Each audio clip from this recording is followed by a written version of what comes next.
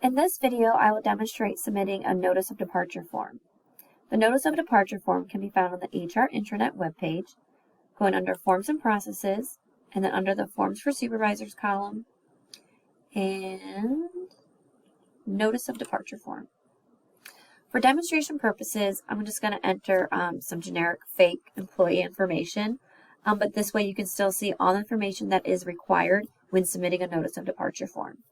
So the first thing we're going to be asked is for the employee's first and last name. I'm just going to put a fake little name here. Then we'll be asked to enter the employee's colleague ID number. The next question we're being asked is whether or not the employee is an alumnus and or retiree of Valparaiso University. If you know the answer to this and whether or not they are, please answer correctly. If you're unsure, you can simply hit no. If they are alumnus and or retiree, there'll be additional information that you will answer at the end of the form. The next thing you have to enter is the employee's Valpo email address. I'm just going to put in mine for demonstration purposes.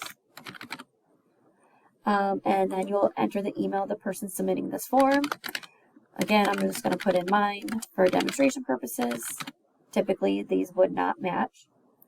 And then, if applicable, do you know the new address of the employee? So are they moving and do they have a forwarding address? If you select yes, you'll be asked to provide that information.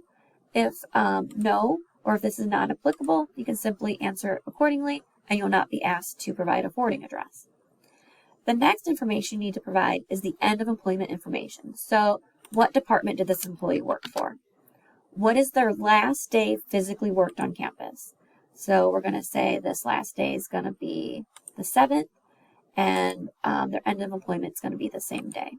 Sometimes the employee's last day of work and end of employment do not line up. The next question you're going to be asked is, was an exit interview held? If yes or no, please answer accordingly. The next thing you need to answer is the reason for the end of employment. Your options are termination, resignation, early retirement, regular retirement, deceased, reduction in workforce. Please note, if you denote resignation, you will be asked to upload a copy of the resignation letter down here. If you select early retirement or regular retirement, you'll be asked additional questions later on in the form. Next up, you need to answer whether or not another employee will need access to this person's email or files for business purposes. So this is not to request for the departing employee to maintain access to any of their accounts. They can't do that. But this is if someone in the department who will be remaining will need access to this person's email or drives or files in order to continue with the department's business. So if yes, you would select yes, and you'll be asked for additional information later on. So we're going to go in and select yes and hit continue. Since I denoted that this person was a retiree, I will be asked, does the retiree want a courtesy card, email, and intranet access? I'm going to select yes. Does this person want included in the online directory? For demonstration purposes, I'm going to say no. Then click continue. Since I also answered that yes, someone else in the department will need email or file access request upon this person's departure, I'm being asked these additional questions. So I would provide the email of the employee to be granted access. For demonstration purposes only, I'm providing my own email.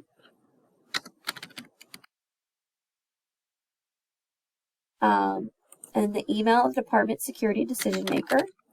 There's a link here where you can find out who the security makers are for each department. You would use this to find out who the decision maker is for your department and type their email address in. For demonstration purposes, I'm just going to type in mine.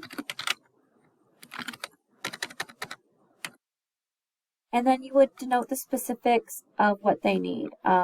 So if you know the person needing access for a fake name, I'm just going to say is John Smith will need access to, and the fake name I used was Test Tester, email and H drive for 30 days. The final question here that is just the spam protection before you can submit the form. So we're going to answer that, and then we're going to click continue. It will then ask us to review our entry, so please review all the information that you submitted and make sure it is all correct, and click the Submit button. Once the form has been submitted successfully, you will get this pop-up message that says success and lets you know the form was submitted. You will also get an email confirmation. Unless this message pops up, your form is not submitted. So you need to see this success message to know that your form has been successfully submitted. The departure checklist will also be displayed here, so you can click this link and it will give you the staff faculty departure checklist, and this checklist needs completed by the supervisor and the employee that is leaving, and this needs submitted to HR via email upon completion.